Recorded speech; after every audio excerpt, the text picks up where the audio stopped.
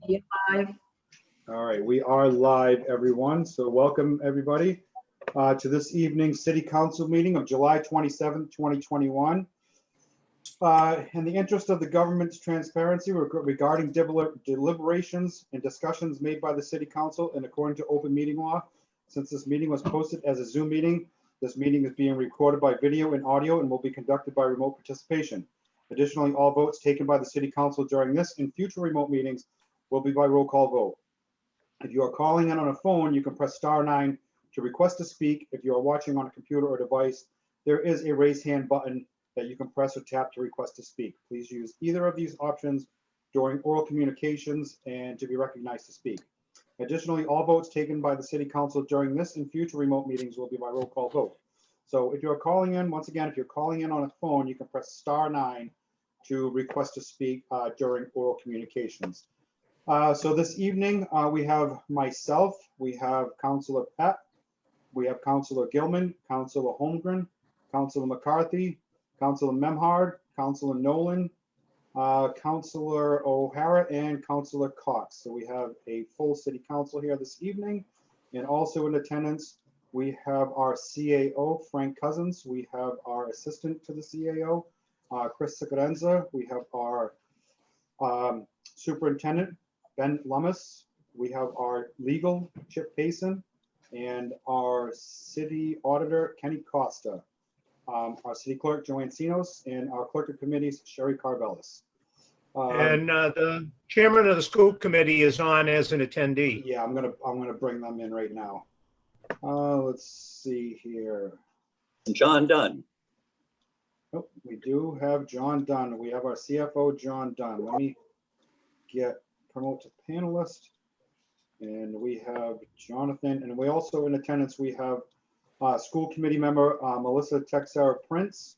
And I think that's it for our, and we have our, we have our other city solicitor, Krishna Basu, also, and she is an attendee. All right, so let's get this meeting going. Madam Clerk, can we have the next order of business, please? Or the first order of business? The first order of business is oral communications. All right, once again, if anybody would like to speak under oral communications, there is a raise hand button, or if you are calling in, you can press *9. So during the oral communications, the public have the opportunity at every regularly scheduled meeting to be heard under oral communications on matters not appearing on the agenda. Oral communications shall allow any resident who has a request or complaint of any nature relative to city business to appear before the council, state their problem without debate, and the matter shall be referred to the proper agency throughout the office of the mayor.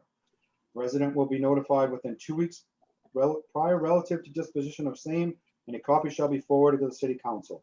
Persons speaking under oral communications shall be limited to 3 minutes each, and the council president shall not allow complaints to individual performance.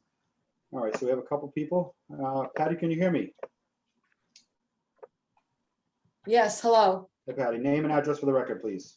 Patty Emerald, 14 Myrtle Square. Thank you. Go ahead. And I'm joined here with my grandchild Charlotte, so she's here too. Awesome. Okay.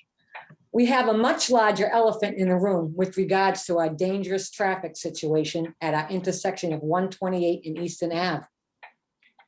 This intersection has the highest incident of accidents in our city. It was stated several months ago at a public meeting from a city official that Mass DOT would be notified and a study of this highly dangerous intersection would be done. Did this study take place? What are the results? If not, when will we pursue this action?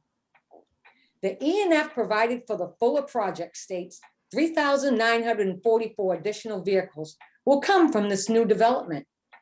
It required an environmental impact report because it will generate 3,000 or more average daily trips on our roadways, providing access to a single location.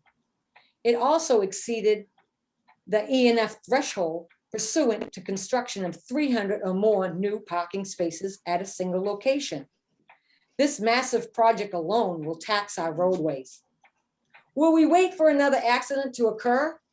Well, it just did yesterday, involving 4 vehicles. Action needs to be taken from our city officials And that action should have been yesterday, not months from now. Let's make safety our top concern, not the last, for our citizens. We need to look at this. We're going to be adding a lot of traffic to that area, and the buses will have children in them. Let's do something now. Please. Please. Thank you. Thank you, Patty. All right, do we have anybody else that would like to speak under oral communications? You can press *9, or there is a raise hand button that you can tap or press to request to speak. All right, oral communications. All right. Former President, Councilor McGarry. Morning, Mr. President, or good afternoon, I guess it is your time. Nice to hear from you. Name and address for the record, please. Paul McGarry, 4012 Trenton Avenue, Clovis, California. Thank And you. as you know, I was a longtime resident of Gloucester and in fact lived at the foot of Webster Street for 34 years. And I can say the traffic, especially at arrival and getting out times, was a problem, but it was not an insuperable problem. It was just a necessary evil that we had to put up with in order that the kids could get in and out of school. It didn't seriously impede the flow of traffic in and out of Eastern Avenue and along Eastern Avenue. And I think that, whenever you put in a project of any particular size, it's going to impact traffic one way or another. But I think the net effect of putting that school on Webster Street will be negligible in terms of the total miles traveled and the total number of vehicles over the course of a day. So I would just like to be recorded, even though I'm from afar, as supporting that site and not being concerned about the traffic, even though I lived with it for 34 years. Thank you. Thank you, Counselor. We appreciate hearing from you, and I hope the family and you are well. Thank you.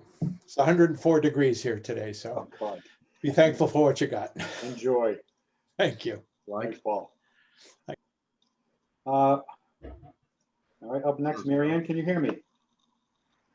I can. Thank you, Steve. Marianne Albert Boucher, 93 Mount Pleasant Avenue. Thank you. I'm speaking not in regards to the school because it is on the agenda and I understand that we can't speak about the school, but I'd like to speak about the traffic in regards to Gloucester Crossing and in regards to 128 and Eastern Avenue. For the record, for the period of February 10th through February 17th, 1 week, the total number of cars generated was 54,082. The average weekday was 8,063 cars. For the period of May 23rd through May 30th, the total number of cars was 77,634. The average weekday was 11,970.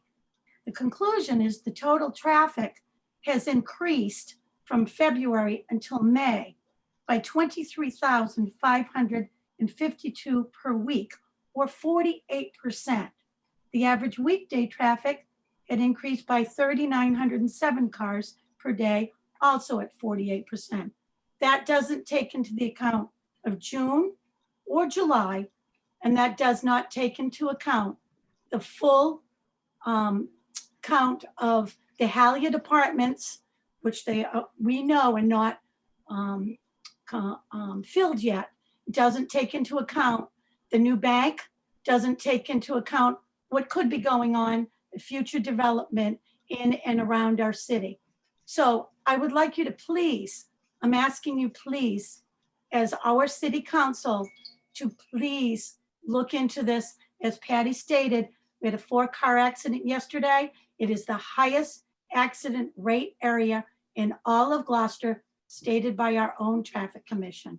Thank you very much and have a good evening. Thank you, Marianne. All right, up next, Marcy, can you hear me? Yes, I can. Name and address for the record, please. Sure. My name is Marcy Sidlowski, and I live at 26 Harrison Avenue in Gloucester. Thank you. Go ahead. Thank you so much for just taking the time tonight to hear from the community. I realize that issues of progress in general can, just come with a lot of complications. And I think that many community members have been reaching out with their concerns, very well intentioned, but I wanted to make sure that I took the time to thank you personally for your effort toward the new school that's coming for Gloucester. I just see it as such a wonderful opportunity for our community, important infrastructure that is long overdue. And I'm just so pleased at the effort that our community is putting forward to make this happen for our kids and for our teachers. Sometimes when I hear concerns, I hear sort of a forgetting of timeframes.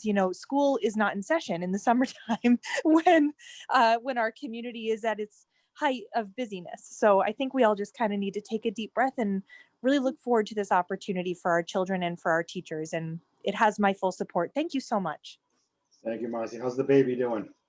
He's marvelous. Thank Awesome. you. Awesome. All right. Well, you have a Get good ready night. for some paving up there on Harrison Avenue this week. Yeah, talking about positive progress. Thank you for that too. All right, Marcy, you have a good night. Thank you. You too. Take care. All right. Is there anybody else that would like to speak under oral communications? You can press *9 to request to speak. If you are calling in, or you can tap or press the raise hand button on your device or computer. Oral communications going once, twice. All right, Madam Clerk, can we have the next order of business, please? The next order of business is an update from the School Superintendent Lummis, School Committee Chair Jonathan Pope, CFO John Dunn, and General Counsel Chip Payson regarding the combined school project. All right, and before we do the presentation, we have Brad Dorr. He's in as a panel, as an attendee. Do we need to bring him in, or is he just in to listen in? That I think it'd be helpful to have. Councilor Mike. I think it'd be helpful to have Brad Dorr as a panelist. That'd be great. If Okay. you don't mind. All right, and let me see who else we have. If there's anybody else from, we do have Michelle. I will promote her. And I think that is it. Okay. I think we got everybody. So whenever you're ready to present, you can have at it. Great. Thank you, folks. Good evening. Jonathan, do you want to start off in any way, or do you want me to just jump into the presentation? I'll follow your lead. Except for that you're muted. So it's hard to hear what you're saying. Jonathan, you're on mute, bud. There we There you go. Thank you, Council. We're happy to be here tonight to update you on the progress that we're making on the new school for East Gloucester and veterans. And we're here with Superintendent Lummis, myself. And you introduced me as chair of the school committee, which I am, but tonight I'm here as the co-chair of the building committee. The school committee has a lot less to do with this project than the building committee does. And Superintendent Lummis is also the other co-chair. We're joined by John Dunn and the city solicitor, Chip Payson, as well as Brad Dorr and Michelle Rogers from Dorr and Whittier, who are the designers on the project. And we hope the superintendent will lay out a presentation, and then we'll be happy to try to answer any of your questions. So with that being said, I'm going to turn it over to Ben. Thank you. Could I have sharing privileges? Yes, sir. Great.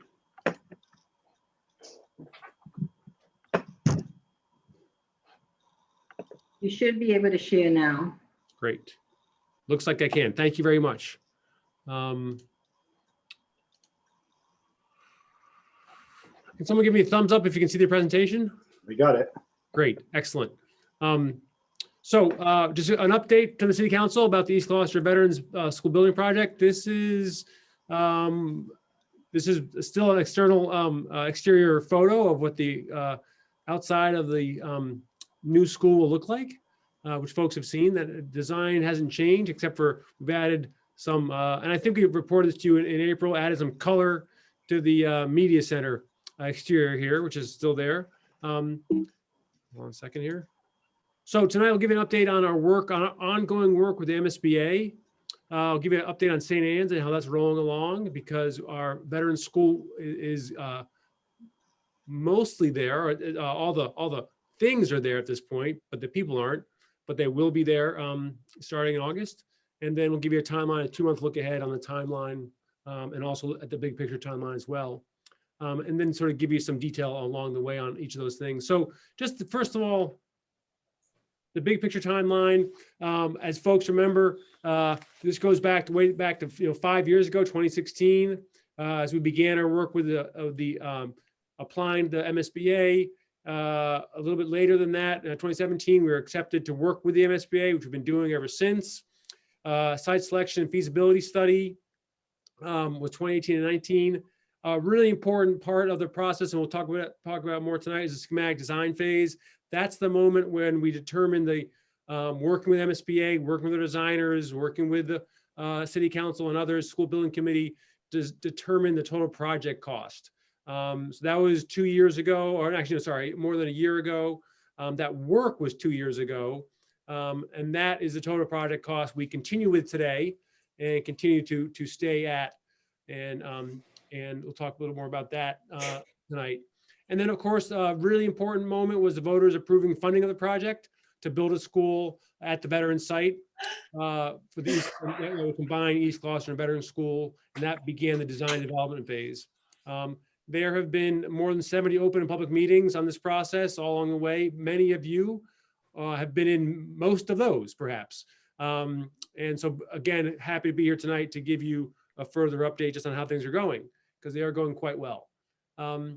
Review and approvals along the way. Just as a reminder, folks, the school committee, city council, and school building committee have voted on and approved the project in specific areas of it numerous times over multiple years. The city council, of course, has voted to include to submit the project to MSBA and the Article 97 land swap and loan order and debt exclusion override and special height permit.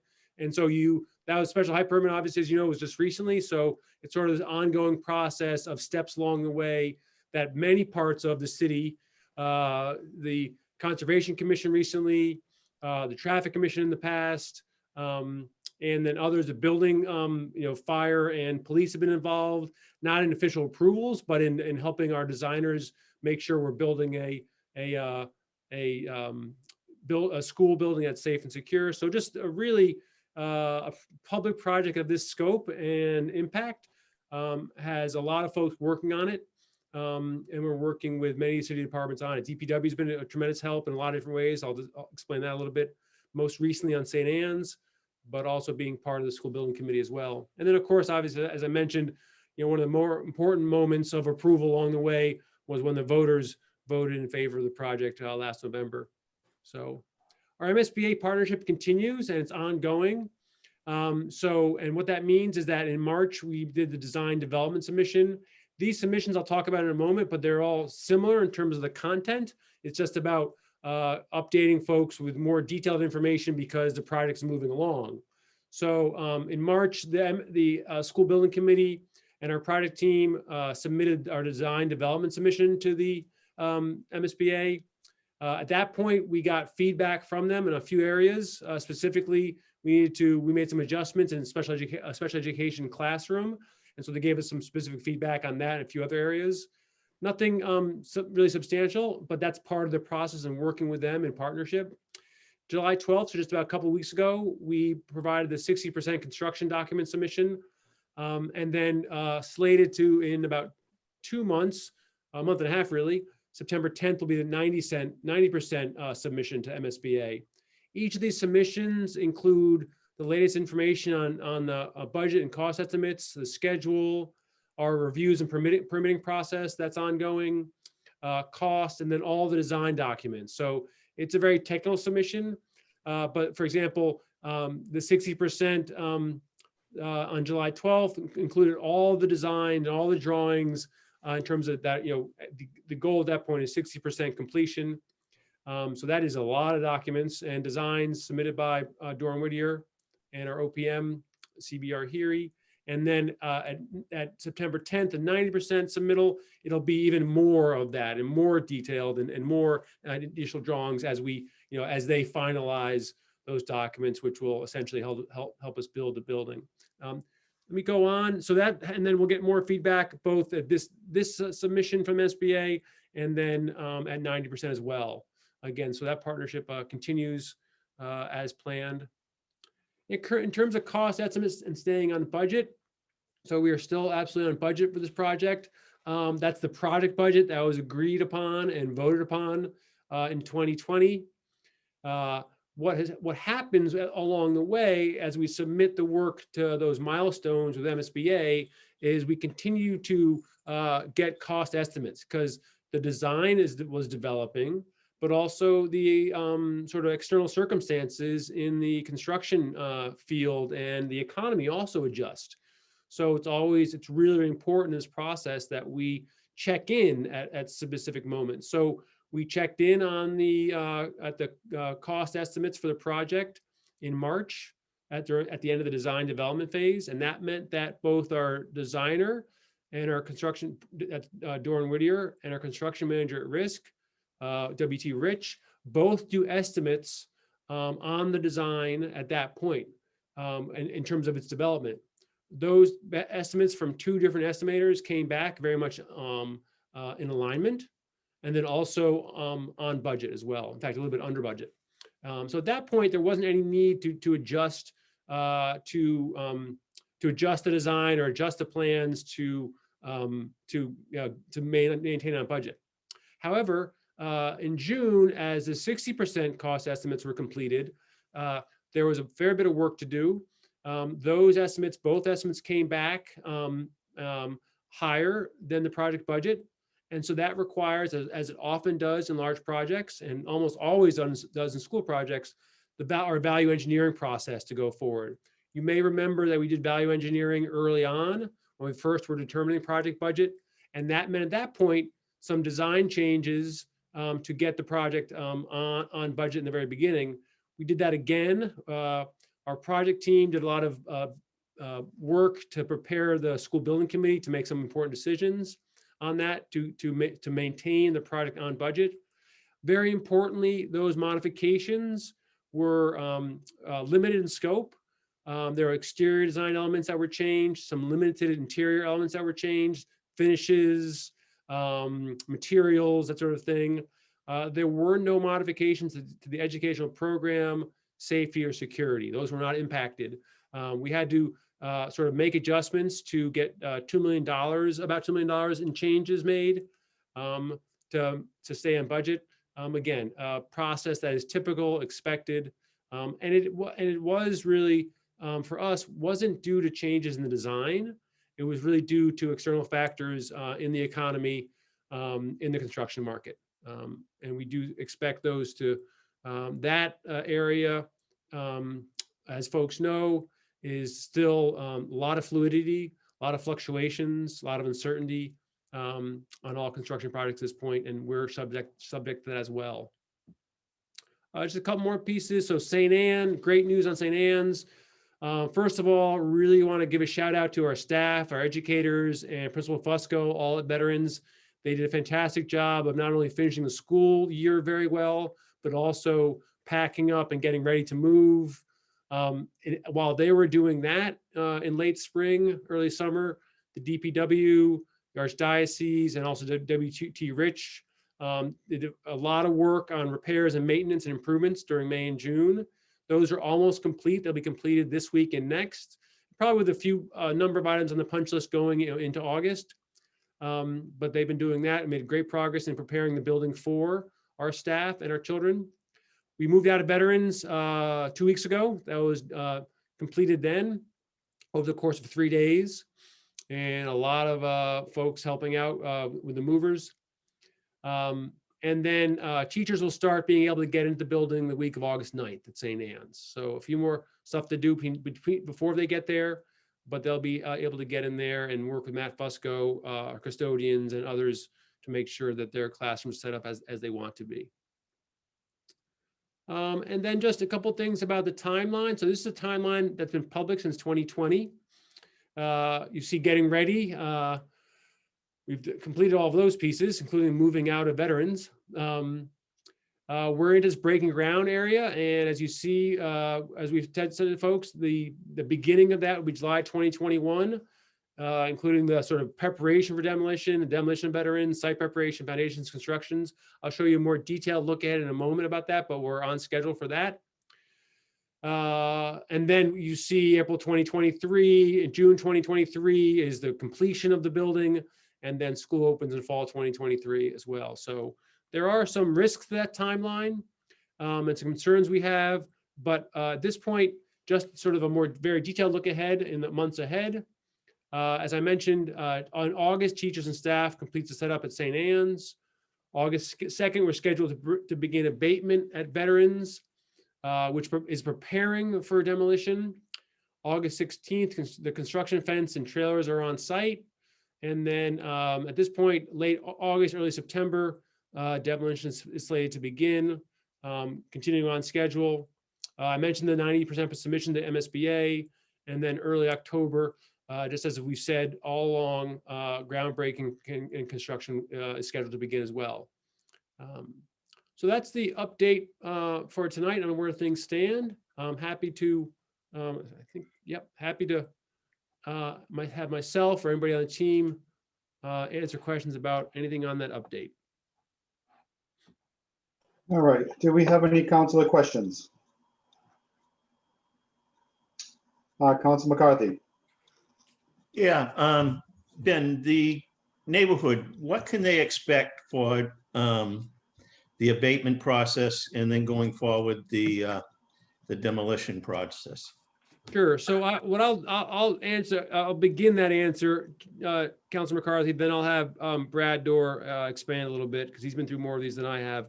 So just want to make sure folks know that actually tomorrow's Wednesday, right? Tomorrow we'll be leafleting and passing out, to each residents in the neighborhood, just this sort of schedule about what's going on. So they'll have a good understanding, not only of what's to come a little bit, but also who to contact if there are any concerns or problems, both by phone and email.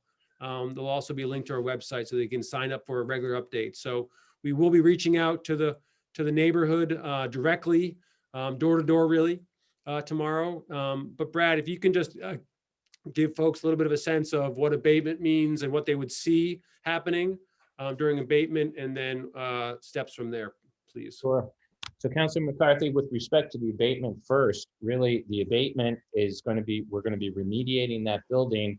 There's really not going to be a lot to see per se, because all of that is going to be taking place within the building itself.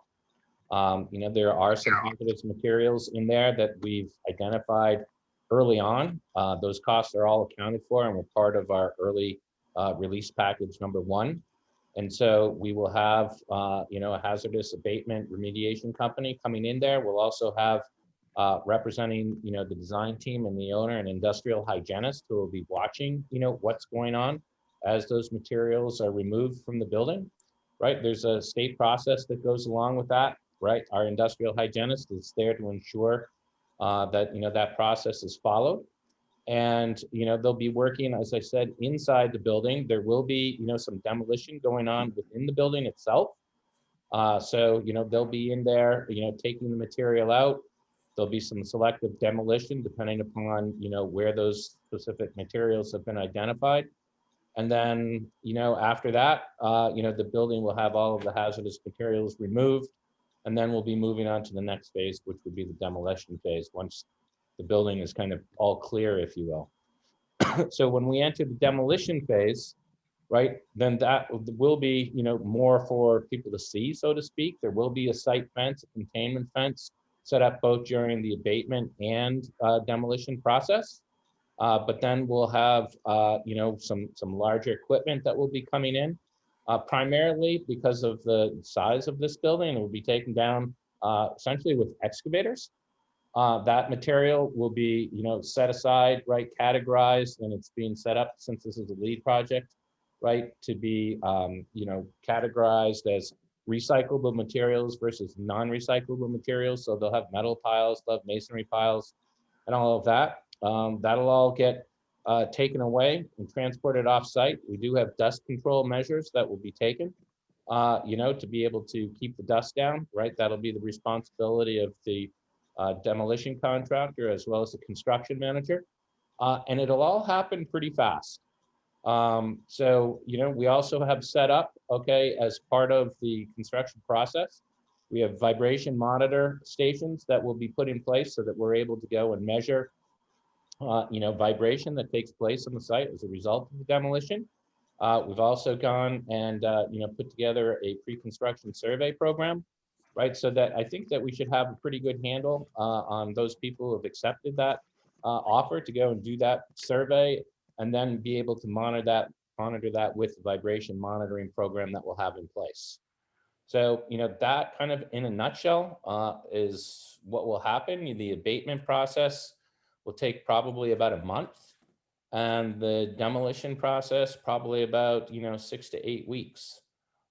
We still have a little bit of work to do with the Conservation Commission, who we'll be meeting again with on August 4th. But that's our current schedule and current plan. Councillor Memhard? Through the chair. Thank you. Two items. First, Ben, if you could share with at least Councillor Pett and myself a copy of the neighborhood leaflet that's being circulated, so we have a copy of that information and are able to help address questions that residents in our wards might have. Secondly, if one of you could comment about when public access to Meadows Field will be impeded in terms of use by the public in this plan. So Councilmember, absolutely, we'll get you a copy of that, and we'll send it to all councilors. So we'll all have that information.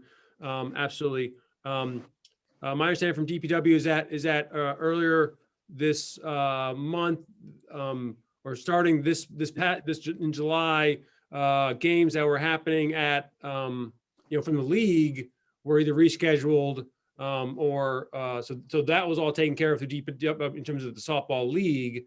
In terms of access to the field, Brad, you should say this, but I believe it'll be next week. Is that right? Right. We're going to be starting to, put up the construction fence, right? So that'll start to limit access physically, right, from Meadows Field. But I have the same understanding as Superintendent Lummis that, the notice has been put out that no longer are there to be, kind of scheduled events at Meadows. Thank you.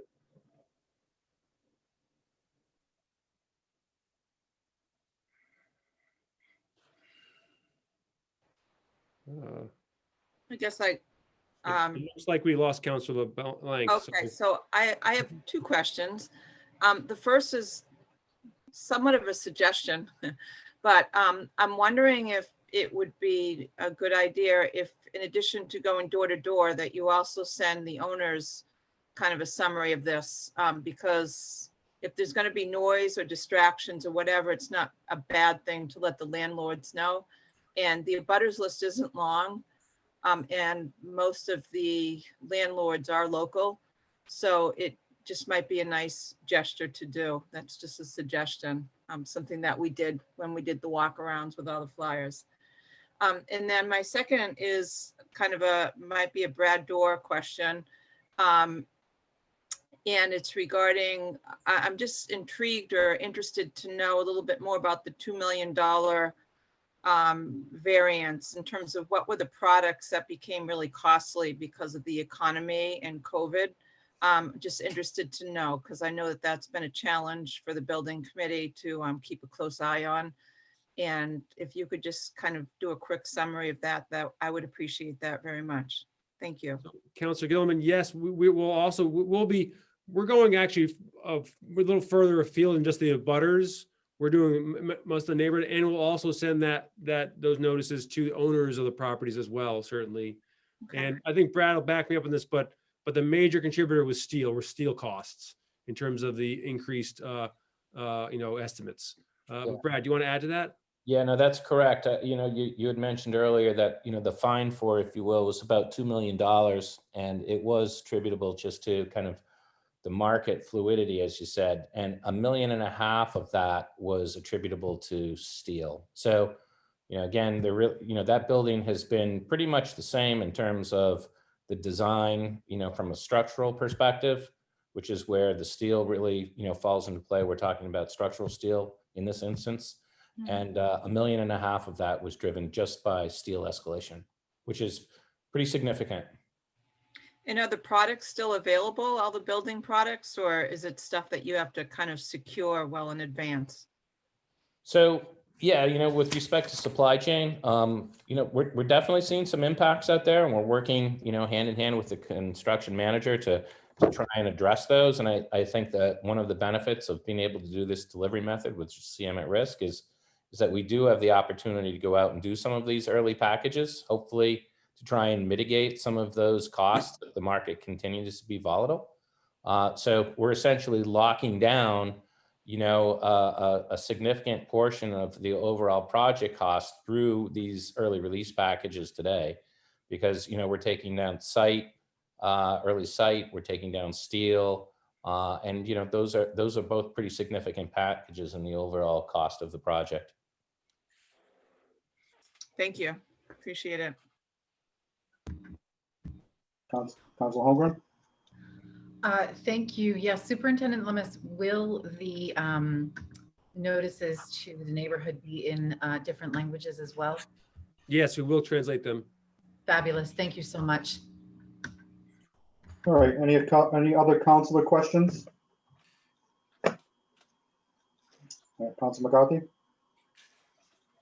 Yeah, if Mr. Dorr, Brad, could just explain the permitting process. Will there be separate permits pulled for the abatement, the destruction, and then the building permit? Is that the sequence that will be done in? Yeah, it's my understanding right now, Council MacArthur, that we will be separating out the abatement and the demolition permit so that they will be running on their own. And the demolition permit may actually be phased along with the subsequent portions of the construction, which is typical. But with respect to the abatement and the demolition itself, I believe it's our intent to go and modify our application, because originally it was kind of lumped in as one, and we're going to be breaking that out separately now. Thank you. I don't have any more questions. I wanted to thank you for coming tonight and putting this presentation on. I think it was important to the council and the public. All right, any other councilor questions? Councilor Pat?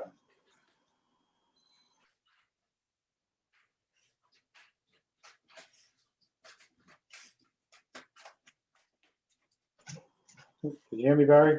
Did you have a question? Oh, can everybody else hear me? Or is it just Barry? Councilor Pat? Here I am back again. I don't know what happened. I'm sorry. I wanted to thank Superintendent Lummis, Brad Dorr, and Chairman Pope, et cetera, for doing this. As Councilor McCarthy said, the most important part, I mean, we're, as counselors, obviously, you're keeping us informed, and, sometimes we need to pry to get some things answered, but the most important thing here is that the public is aware of what's going on, the sequence, et cetera. So I want to thank you for getting these, getting the letters out, getting that type of stuff, and having, make sure that the contact, when you said that there's going to be a contact for people to have, if they have questions for the process, make sure that that's highlighted, and all the, the pamphlets that are going out, et cetera, to make sure that people, if they have questions along the way, that they're able, to bring them forward. Thank you. Thank you, Barry. Councilor O'Hara, you had your hand up. Thank you. Just a question. What will happen to the monument for Joseph Mados?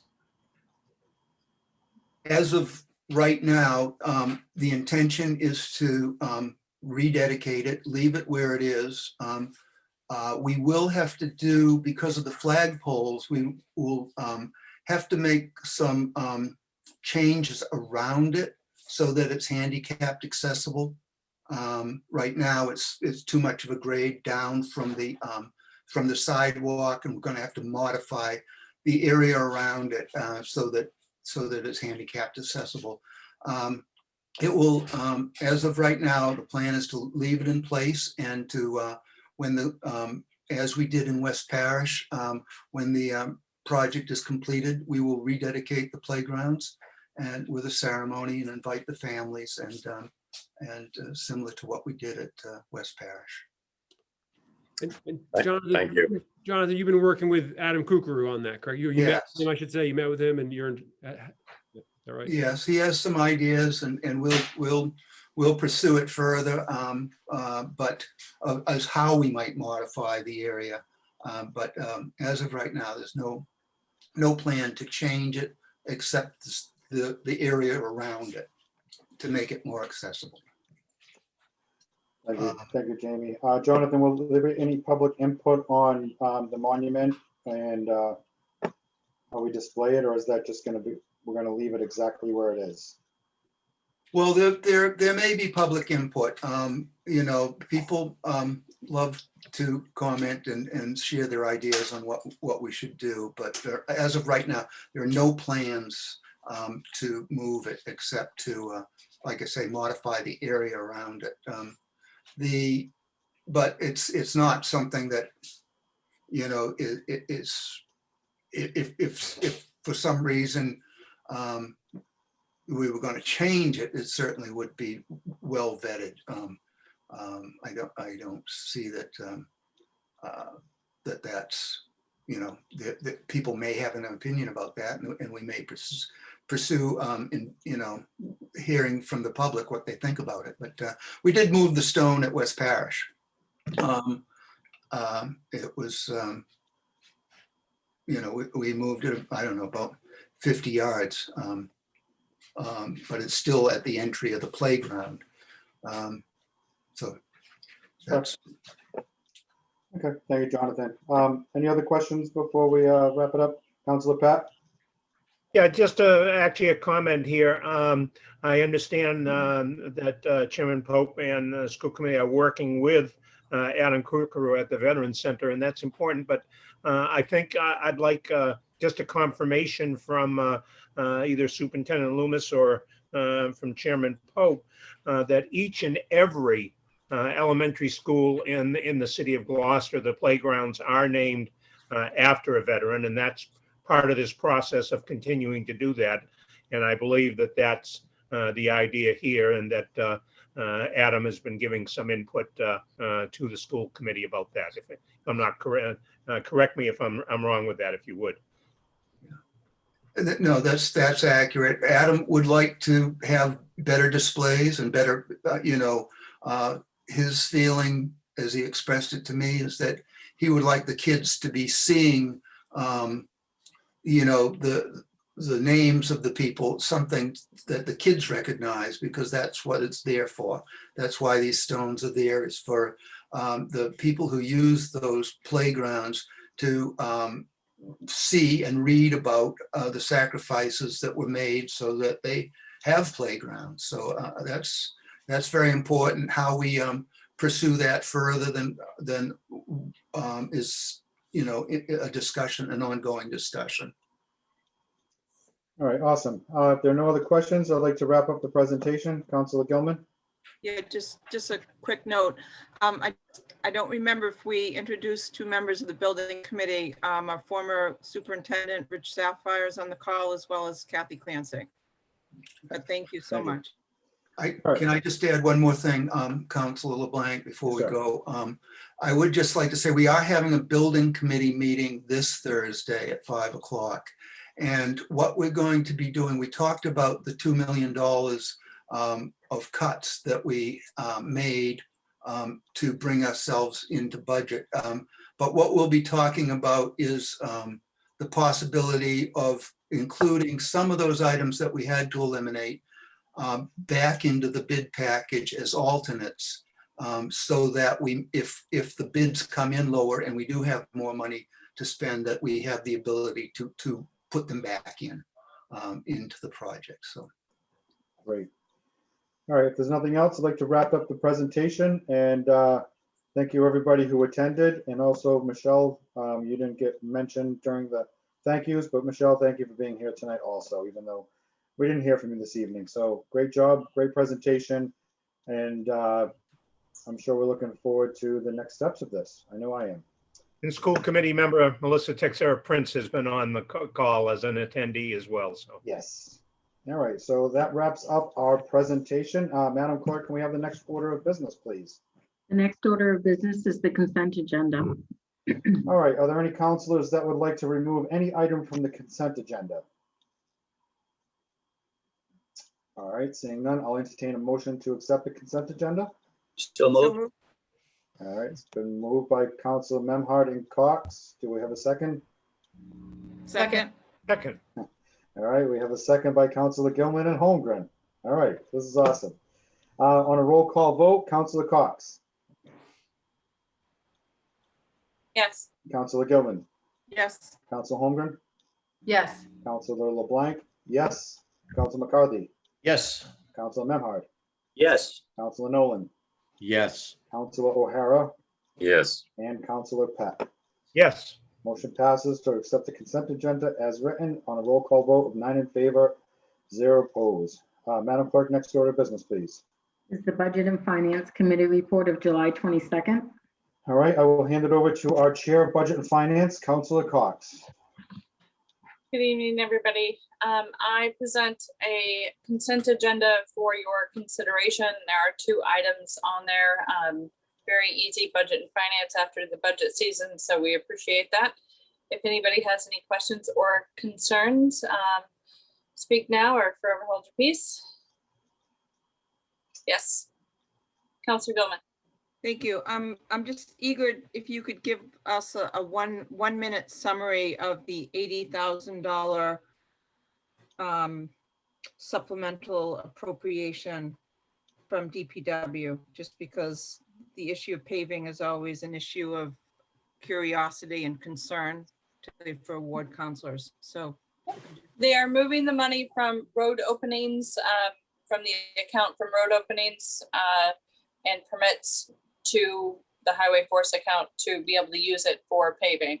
So say like when National Grid comes in and they do a road opening and they have to pay a fee in order to put it back to where it was, that fee then goes to other road work. They also put the road back without it costing the city, but there's a fee for those road openings. So the money's moved from that fee account to pothole filling account. I don't believe that's the technical term, but you get the idea. okay, thank you. Okay. Thank you, Melissa, for the summary. All right, so we're not removing or that was just the informational point of the Budget and Finance consent agenda. So back to Councilor Cox. I move the consent agenda. Seconded. All right, it's been moved by Councilor Cox, seconded by Councilor Memhard. Any other councilor discussion? Seeing none, Councilor, I'll call for the roll. Councilor Cox, Yes. Councilor Gilman, Yes. Councilor Holmgren, Yes. Councilor LeBlanc, yes. Councilor McCarthy, Yes. Councilor Memhard, Yes. Councilor Nolan, Yes. Councilor O'Hara, Yes. and Councilor Pat. Yes. Motion passes on a roll call vote of 9 in favor, 0 opposed. Thank you, Councilor Cox. Next item, Madam Clerk. Is the Ordinance Administration Standing Committee report of July 19th. All right, so I will hand it over to our Chair of Ordinance Administration, Councilor Nolan.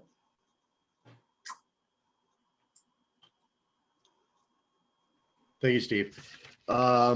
So on the committee report, we have in order Special City Council 2021-009 Holgren requested O&A committee review the Human Rights Commission's proposed amendments for the 2020 City Council Disability Resolution.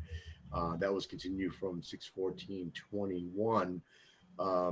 Before we move into the recommendation and the vote, I'd like to ask if Councilor Holmgren would like to speak on this moment.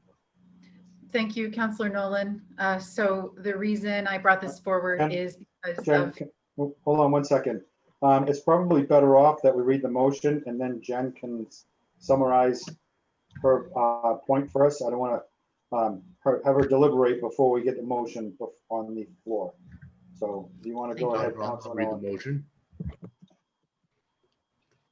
On a motion by the Ordinance Administration Committee voted by roll call, 3 in favor, 0 opposed, to recommend the City Council adopt the Human Rights Commission proposed amendments to the 2020 City Council Civility Resolution.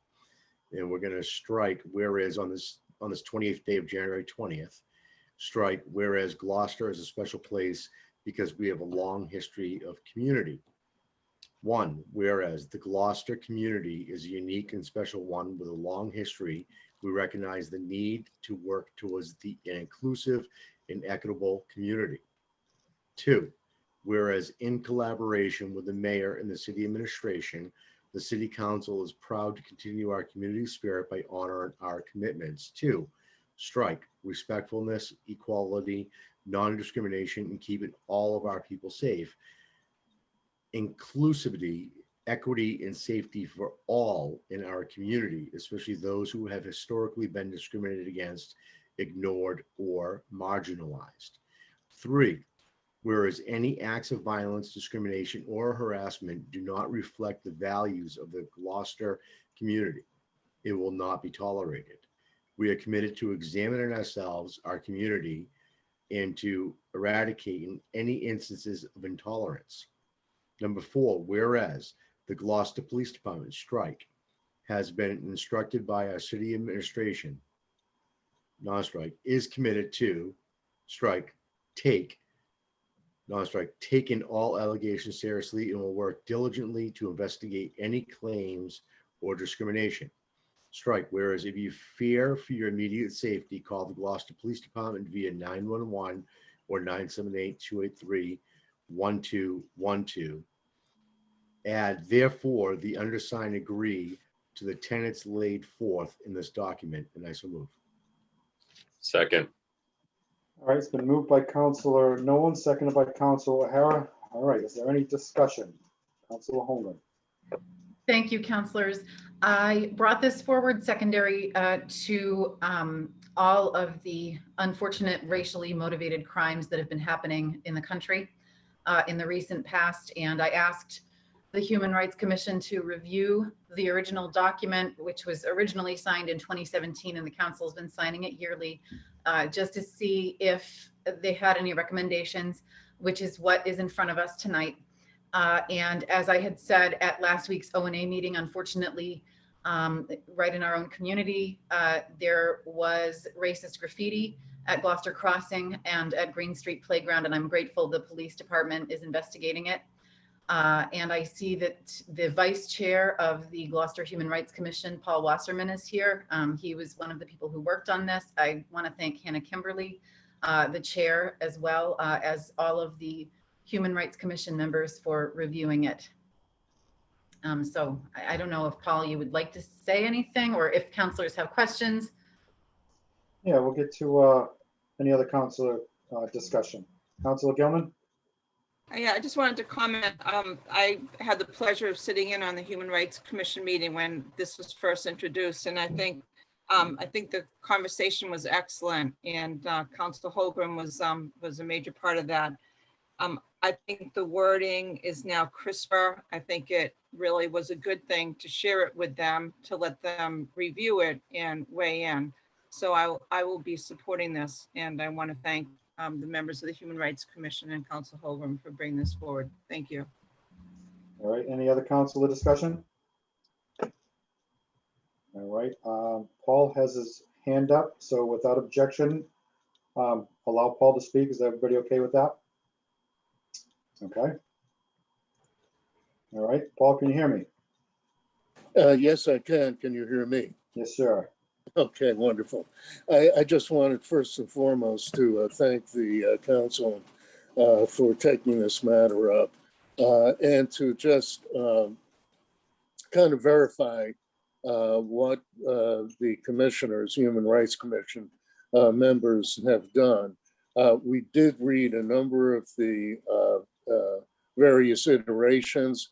Everyone contributed to the discussion, and we had a strong consensus. Actually, everyone agreed that the additions and changes that we suggested were appropriate, and that by and large, we were very much in favor of the resolution. So everyone was on board with that. And again, I want to thank my fellow commissioners, for their work. We really took this very seriously. So I'm available for any questions if there are any. Otherwise, I'll be happy to just listen. Thank you. Awesome, Paul. Thank you. Anything else from the council before we vote? All right, Paul, I appreciate you taking your time out of your evening tonight to be here, and all your hard work on the commission, and same to everybody else that serves with you. So thank you for all that you do for our city, and we'll take a roll call. All right, Councilor Cox.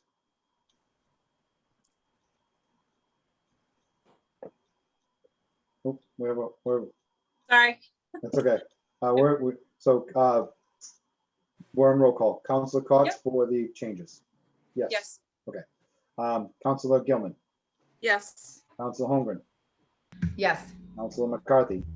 Yes. Oh, I skipped myself. Councilor LeBlanc. Yes. Councilor Memhard, Yes.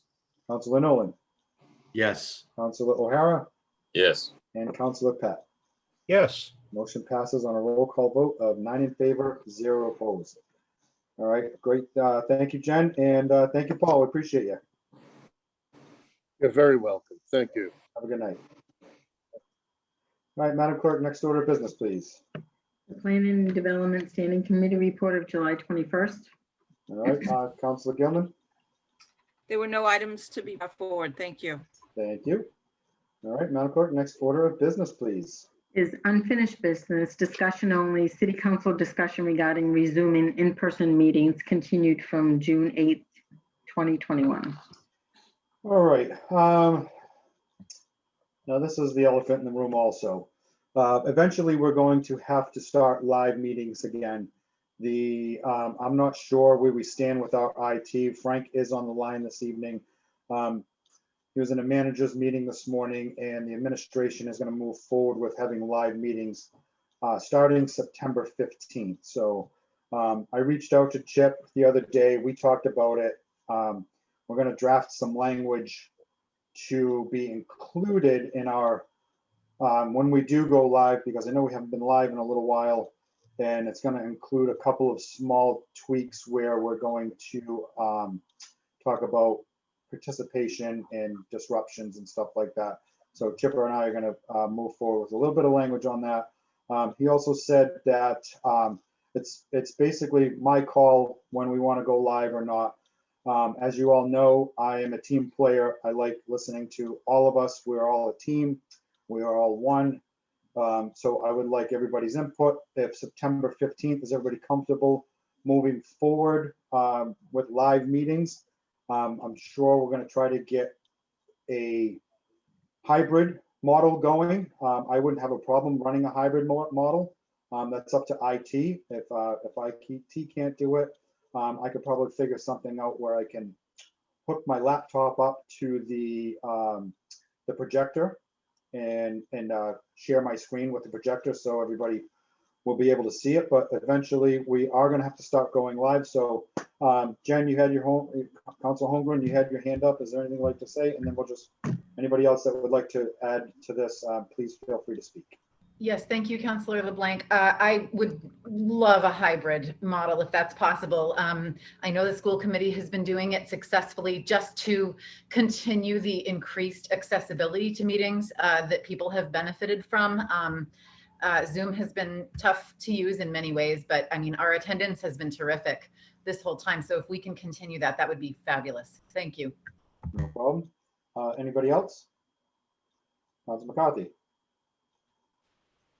I think it's a must that we have the hybrid. I think some people are still compromised. Maybe some of our own people are still compromised that would have to attend by hybrid. So I think that we ought to make sure that that can be in place before we get back live. I'd love to be back live. I'd love to be back at City Hall, but I think that needs to be one of the conditions. All right, anybody else? Counselor Pat? Yeah, just agreement as far as people being compromised in general, not just ourselves as a council, but members of the public as well. And obviously, accessibility, ADA accessibility has always been a issue, et cetera. So I'm fully supportive of getting back to live meetings. It's very, very important. But at the same time, I agree with the comments that have been made.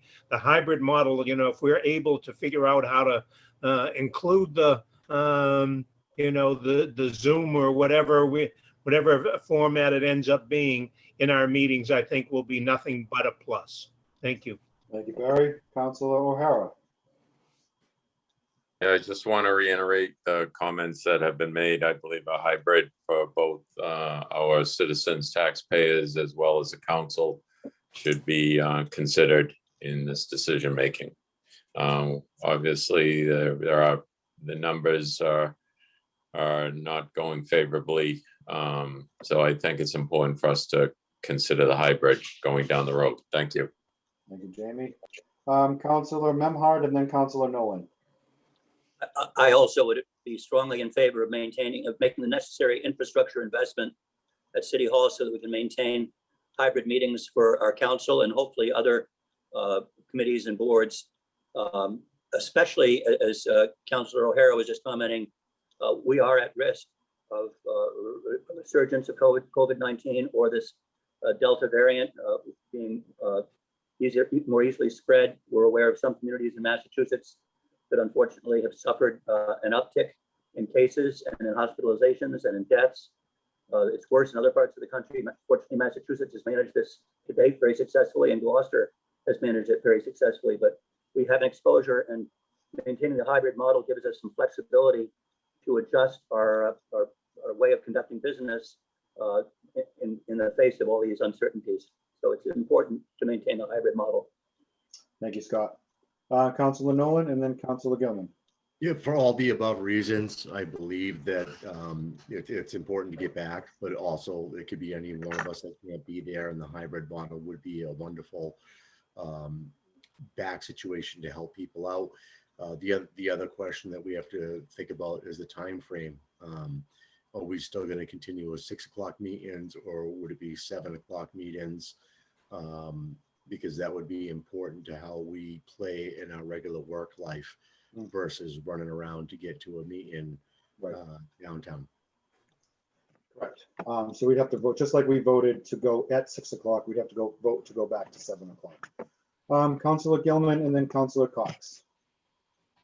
Yeah, I'm very in support of the hybrid model, and I will also add, for an additional reason, I think it's a wonderful tool to have when we can record meetings and go back and listen to meetings that we might have missed. And it's an incredibly good use of our time to be able to do that. And it makes us all much more transparent, and the appearance of transparency is really important in today's political environment. So I'm highly in support of that. The thing that I just like to make sure that we have in front of us before we do this is that overview from the IT department. We discussed this at the budget meetings, and there was a willingness to really roll up sleeves and look at the costs of the equipment and how it's going to work. And I think that that's important to make sure that we do consider. But I'm totally in favor of this. And I also think what some of you have mentioned, the amount of people that have been participating in these calls has been terrific. And I also think it's helpful when folks just aren't able to get to City Hall to be able to get on and listen to a call. So anyway, I'm totally in support of this, and I like the September 15th date. Thank you. Thank you, Val. The September 15th date is conditioned on if we are able to do a hybrid. Councilor Cox. While I agree that we should be definitely working forward with the hybrid model, I think we should get Board of Health input into meeting again. And reviewing the building in which we are going to be meeting in. If we should invest in air purifiers or something along those lines. The first floor conference room is very small. It's a very tight doorway. We should consider moving all of our committee meetings up to the auditorium.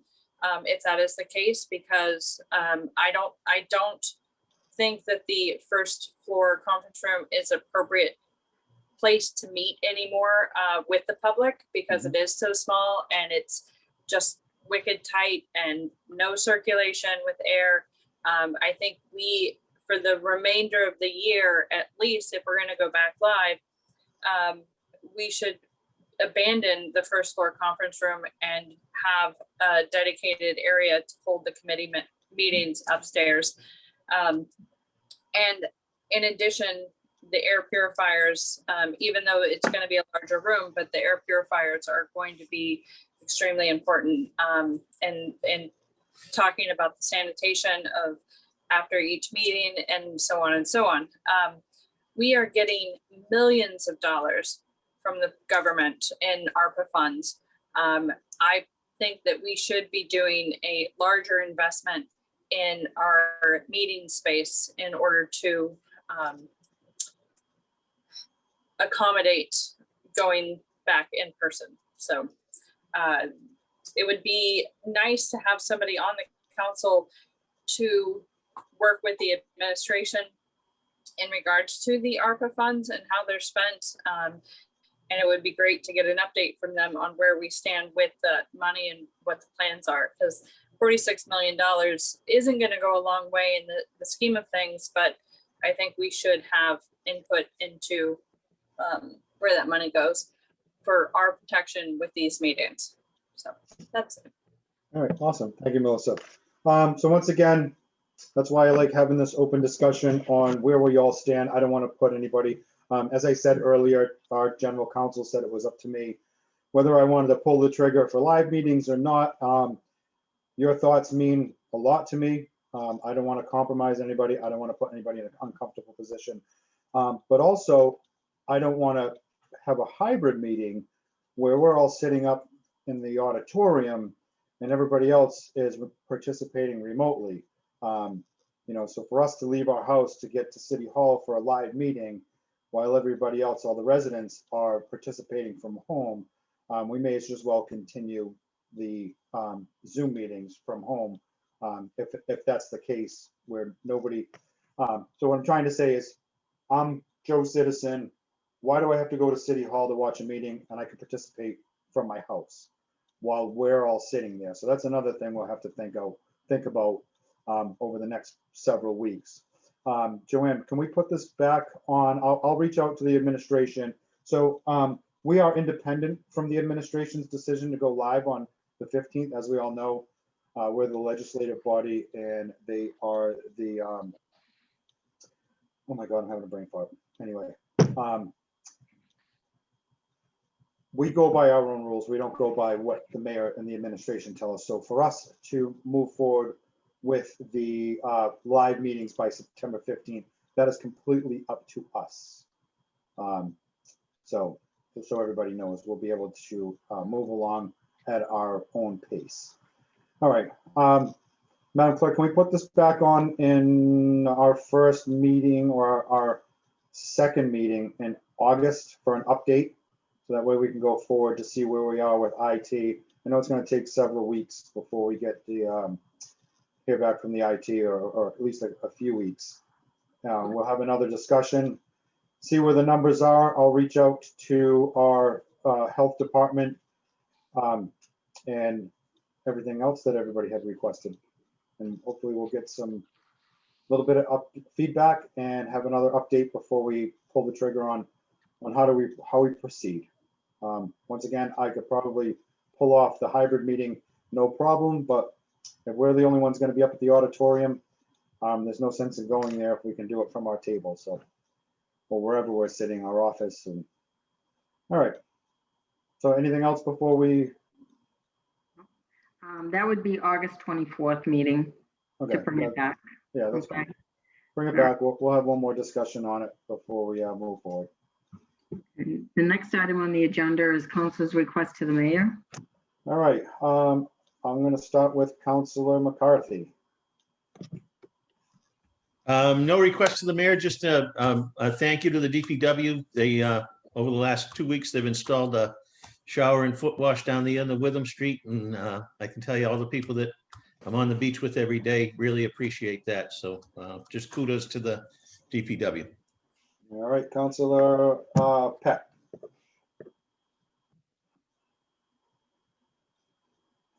Yes, I'd just like to put on the administration's plate here, traffic analysis study. We've talked about it, but twofold here. Not only continuing with the 128/ Eastern Avenue / school issue, but also the issue of our streets in Ward 2 downtown, traffic, parking, and et cetera. And we know that the Traffic Commission is, it's wonderful. They have a lot of resources, but they're not qualified to do a traffic study. And I'd like to ask the administration if we can sit down and see about getting an actual traffic study on these issues. I think it'll be important going forward with the new school, but also a lot of the issues for traffic with the new school are corrected with the new school, but there'll be continuing issues in Ward 2, and I'd like to be able to sort of combine this and look at it all together. And this also sort of impinges on the edges of Ward 1 as well, but mostly in Ward 2. And I'd just like to get it on the administration's agenda to see if we can actually get some real serious traffic data for the benefit of the entire community. Thank you. Thank you, Barry. Councilor O'Hara. Thank you. I just want to remind everyone, the Magnolia Library is hosting a Dana-Farber Craft Family Blood Drive on Thursday, and it is from 12:30 to 6:30 p.m.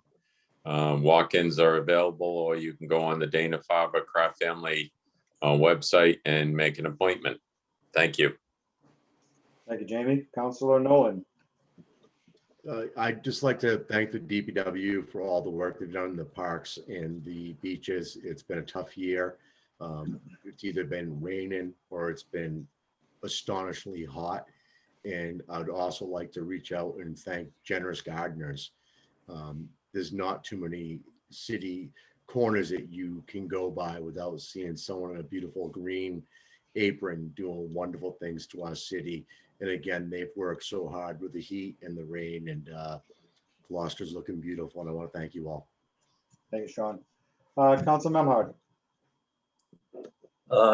Nothing for the mayor specifically, but following up on Councilor Nolan's comment, the Generous Gardeners had a very successful garden tour here in East Gloucester. It was just wonderful to see everybody out and about in the neighborhood walking and getting their tickets and supporting Generous Gardeners, and then enjoying each other's hard work and creativity in their gardens. I'd also like to piggyback on thanking the DPW, particularly for the Witham Street showers and accessibility area there. That's a wonderful new innovation that's been much appreciated. In the same vein, the Briar Neck neighborhood has moved ahead with benefits from a betterment paving project, which was a huge undertaking by the DPW in coordination with a lot of infrastructure and utility work. I'm very grateful on behalf of our constituents in Ward 1 to know that the Harrison Avenue paving project is finally moving ahead. That was on a list for a long time since some gas work there and utility work. And the neighborhood is, preparing, as these other neighborhoods in the city are, for disruption, but boy, are they looking forward to the end result. And hopefully people won't take advantage of it to speed once we have all the ditches and potholes out of the way. And then finally, on a human interest note, I'd just like to thank Kim Smith and the Piping Clover ambassadors. We have two surviving nests and families at Good Harbor Beach, which is a record. Hopefully they'll make it for the last stages before they head south to migrate. And there's been a lot of volunteer work there, working again with the DPW to keep them safe and protected, particularly from trash and seagulls following the trash. That's the biggest challenge. And the dog issue has been largely under control thanks to our efforts to create regulations and communicate those regulations. So thank you all. Thank you, Scott. Council Holmgren. Yes, I don't have anything for the mayor, but I just want to express my appreciation to the Capitol Police officers who testified today before Congress. It was very brave. And regardless of where you fall on the political spectrum, I truly appreciate their work and their patriotism. Thank you. Thank you, Jen. Councilor Cox.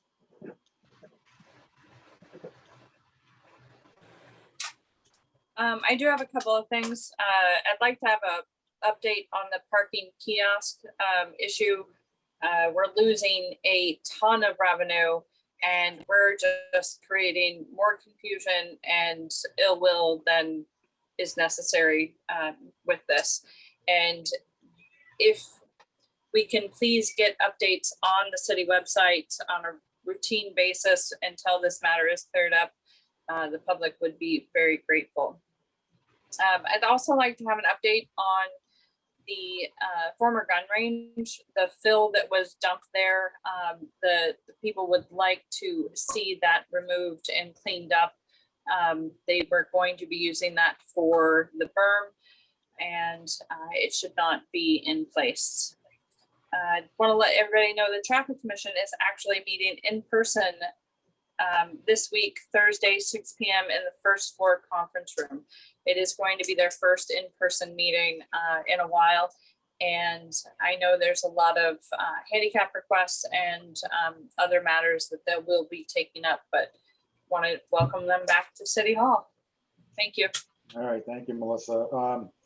Maybe one of us or the administration may reach out to the Traffic Commission and let them know if they have a full house that they could move upstairs into the auditorium. The other day, the Dogtown Preservation Commission had met and we were almost at capacity. And as long as there's a note posted on the door that the meeting has moved upstairs for safety concerns, let's make sure the Traffic Commission isn't jam-packed into that room with 20 people. So that's just a safety precaution. But thank you, Councilor Cox, for making us aware of that. Councilor Gilman. I've got a couple of requests. First, request to the mayor to continue the process of our Public Works Director's acceptance of private ways to public ways in accordance with MGL Chapter 85 plus GCO Section 21-1, 23-35 and Section 21-41. Including revisiting the 12 roads that were ready to be voted on by City Council in January 6, 2016. And in addition, another request, I request that the Department of Public Works repair the major potholes on Apple Street, which connects the two city-owned parcels, which includes one Apple Street, which is a 2.86 acre parcel owned by the city, which is the skating pond, playground, and ball field, as well as 27 Apple Street, which is Corliss Landing, which is a 0.45 acre parcel owned by the city, which also serves as a state boat ramp and landing routinely. The photos of these potholes were submitted to our Public Works Director this morning, and I'm hoping that we can move forward with that. And then I just have two additional things I just wanted to comment on. First of all, a shout out to the clerk's office for their hard work in counting all the nomination forms. Everyone in the clerk's office really rolled up their sleeves and helped to get through this process. There were a lot of candidates this year and just a job well done. Joanne, if you would convey that. I know Sherry's still in the call, but they were just amazing. So thank you. And then the last thing I wanted to say, because I see that Ruth Pino is still on the call, which I appreciate, is that yesterday's flag raising was awesome. Members of the Gloucester 400th Committee, along with local stakeholders, raised the official Gloucester 400 flag for the first time. And I think everyone knows that in 2023, Gloucester will be celebrating the 400th anniversary of when settlers landed at Stage 4 Park. And it was a great day. The mayor and her office took some really nice photos, and the flag by Lynn Parisi, made by or designed by Lynn Parisi, was awesome. It was a really, really upbeat day. So thank you so much for those who organized that. Thank you, Val. Just to piggyback on what Val just talked about, the flag raising, my request, as I didn't have any requests until now, is that anything that's civic minded for the community be pushed back a little bit later in the day for the working folk like myself that couldn't attend yesterday, that would have appreciated being there. Going in the morning or the middle of the day makes it hard for us working stiff. So if we can push it back in the later of the day to make sure some of us get there, or even the working public, I'm sure they'd appreciate more. I'm sure more people would have liked to attend not only the 400th flag raising, but the rainbow flag and everything else that is community based. If we can kind of move it around to the public's agenda and schedule, it would make things a little bit easier on most of us. So that's my request, but kudos to everybody that showed up yesterday and participated. All right, so that being said, that concludes our city council meeting. So we will be convening into executive session. So in order for the council to go into executive session, the council must adhere to the Massachusetts general laws. In order to do so, as council president, I declare that July 27th, 2021 meeting of the city council has been duly posted, has been called to order. We are now in open session and there is a quorum present, but before the city council can vote to go into executive session, the purpose of said executive session must be stated.